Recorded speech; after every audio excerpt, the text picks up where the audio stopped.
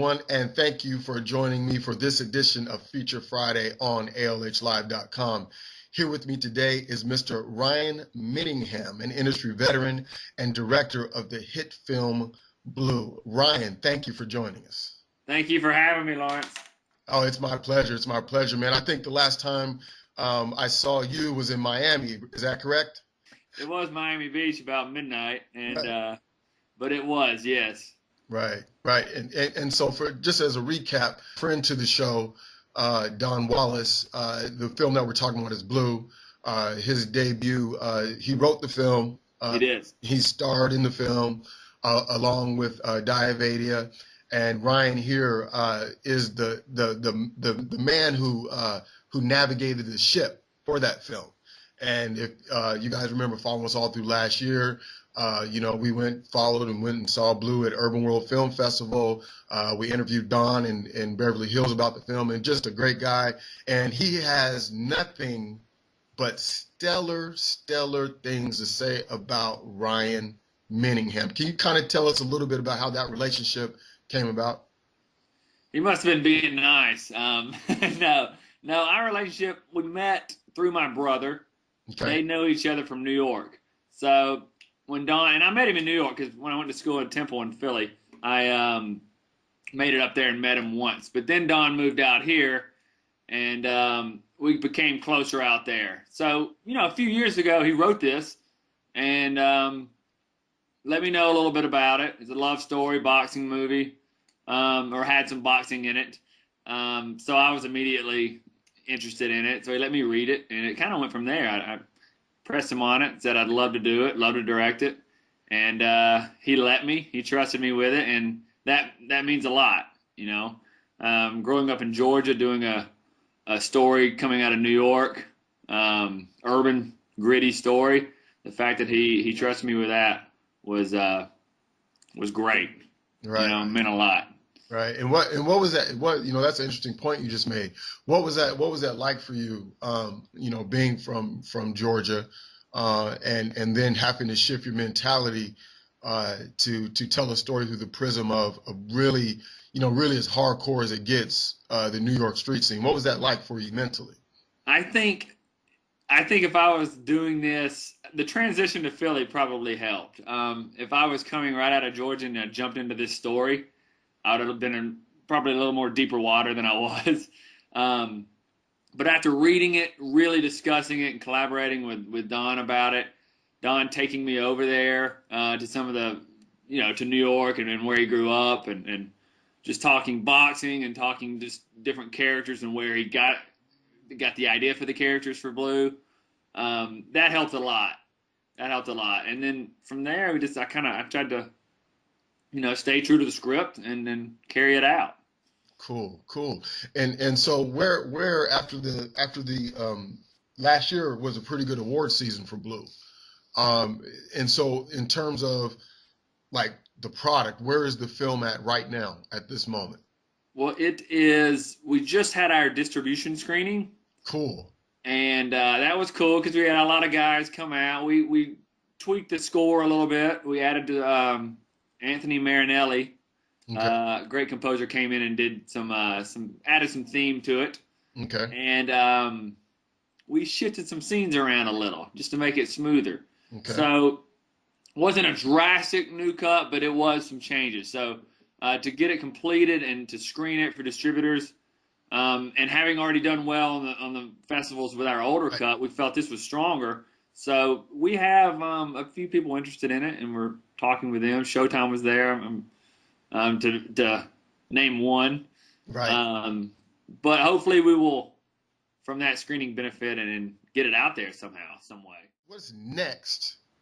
And you're going to be the first one to hear me call you this right here on ALH Live. What is next for the great Ryan Minningham? Hey, I like that.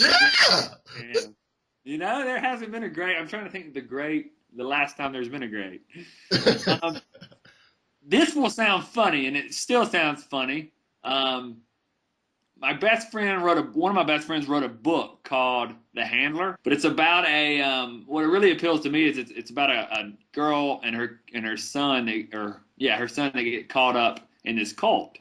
And this old Vietnam vet, gets the call from her mom to go find her, go try to track her down. So it's kind of like that old John Wayne, Charlie Bronson, kind of old school cat going to bust this girl out of a religious cult. Sure. And then I don't know how much you want to go into. We were talking actually before the interview about a film upcoming, Mr. Sophistication. Are you at liberty to speak about that now? I am, because I'm not, I could say a little about it. I'm not directing this one. Okay. I'm working with my producing partner, Jamie Gass. She's producing, line producing this film. But I've met a lot of great filmmakers on it. Danny Green's directing, and Harry Lennox is the lead.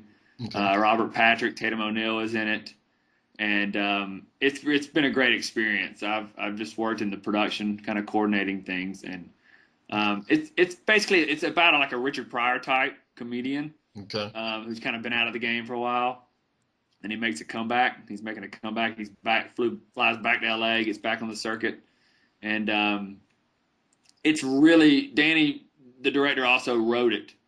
Okay. So I would definitely want to get Mr. Sophistication out there, because I think it's going to be a good film. Perfect. Now, one last question I want to ask, and this is something that I ask everyone I interview, because there's so many individuals that want to live their dream, Ryan, and so many people, they just don't know where to start. And so, from your unique experience in film and doing the things that you're doing now, you're on your way, and you've been at it for some time now. What piece of advice would you give people that, if it's anything creative, if it's film, if it's writing or whatever, what piece of advice would you give people that want to do what you're doing? How would you advise them to start? I would start by working on it every day, okay, how you can. When we were talking, if you're talking about directing or filmmaking, a lot of expenses come into, a lot of it, if you want to shoot a certain thing, money always is a blockade for that capability. Money always tends to hold people back. I don't have the money to shoot this. I don't have the money to cast this. Right. But I think there's always a way you can try to do it, or it's not always going to be perfect. Sure. And I think there's two schools of thought here. I know there's, as far as directing, a lot of people think it's not perfect, it's not right, I don't want to do it until it's perfect. My thought is, it's never going to be perfect. There. It's like having a kid or something. You just got to do it. Which I know nothing about. I don't have a kid. But I've always just tried to do it how I can do it. Sure. With what I have. Sure. And, you fail a lot of times doing that, and you have a lot of misfires. But if you don't try to do it, like you said, if you don't swing, I don't hit the ball. Wow. That's good right there. I think that's what it comes down to. Ryan, I want to thank you for joining us on Feature Friday on ALHlive.com. Again, everyone, be watching soon for the major release of Blue. It will be coming to theaters soon near you. They're working real hard on that, getting that going. Look for more releases upcoming in the future from the great Ryan Minningham. I love it. Lawrence. Thanks for having me on, man. I appreciate it. I could talk all day, you know that. Man, you're very well. Myself. When you have the time, right? Absolutely. And we'll catch up with you soon, and thank you again. All right, my man. Have a good one. All right, everybody out there, be safe. Thank you.